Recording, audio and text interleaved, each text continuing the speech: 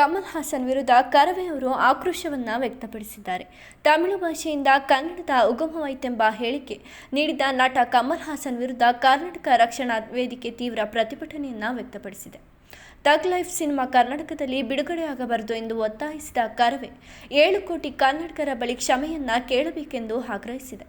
ಕರವೇ ಅಧ್ಯಕ್ಷ ಶಿವಣ್ಣಗೌಡ ಅವರ ಪ್ರಕಾರ ಈ ಹೇಳಿಕೆ ಕನ್ನಡದ ಇತಿಹಾಸ ಮತ್ತು ಸಂಸ್ಕೃತಿಗೆ ಆಘಾತವನ್ನು ತಂದಿದೆ. ತಗ್ ಲೈಫ್ ಜೂನ್ 5ರಿಂದ ಬಿಡುಗಡೆಯಾಗಲಿದೆ. ಆದರೆ ಕರ್ನಾಟಕದಲ್ಲಿ ಅದನ್ನು ತಡೆಯಲು ಕ್ರಮ ಕೈಗೊಳ್ಳಲಾಗುತ್ತದೆ ಎಂದು ಕರವೇ ಅವರು ಎಚ್ಚರಿಸಿದ್ದಾರೆ. ಪ್ರತಿಭಟನೆಯ ವೇಳೆ ಕಮಲ್ ಹಾಸನ್ ಅವರ ಪ್ರಕೃತಿಯನ್ನು ದಹಿಸಲು ಮುಂದಾದಾಗ ಪೊಲೀಸರು ತಡೆದಿದ್ದಾರೆ. ಕನ್ನಡದ ಗೌರವಕ್ಕಾಗಿ ಹೋರಾಟ ಮುಂದುವರಿಯಲಿದೆ. ಇವತ್ತು ಕಮಲ್ ಹಾಸನ್ ಅಂತ ಅಯೋಗ್ಯ ಇವತ್ತು ಕನ್ನಡಿಗರ ಮೇಲೆ ಬಹಳ ನೋವಾಗೋ ರೀತಿಲಿ ತಮಿಳಿಂದ ಕನ್ನಡ ಹುಟ್ಟಿದಂತ ಮಾತನ್ನ ಹೇಳಿಕೆ ಅಂತ ಹೇಳಿ ಇವತ್ತು ಆ ಕನ್ನಡಿಗರ ಮನಸ್ಸಿಗೆ ನೋವು ಉಂಟಾಗಿದೆ. ಹಾಗೆ ಕನ್ನಡ ಸ್ವಾಭಿಮಾನಕ್ಕೆ ಇವತ್ತು ಧಕ್ಕೆ ಉಂಟಾಗಿದೆ.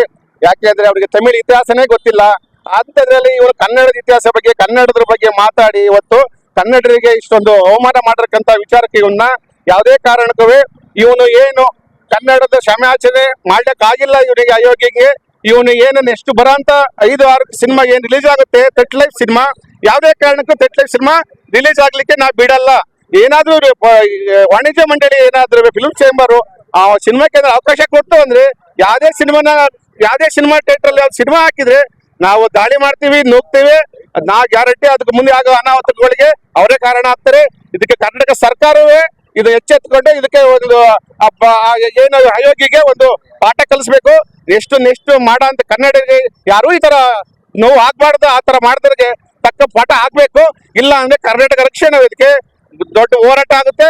ಮುಂದೆ ಏನಾದ್ರೂ ಅನಾಹುತ ಆದ್ರೆ ರಾಜ್ಯ ಸರ್ಕಾರವೇ ಹೊಣೆ ಆಗುತ್ತೆ.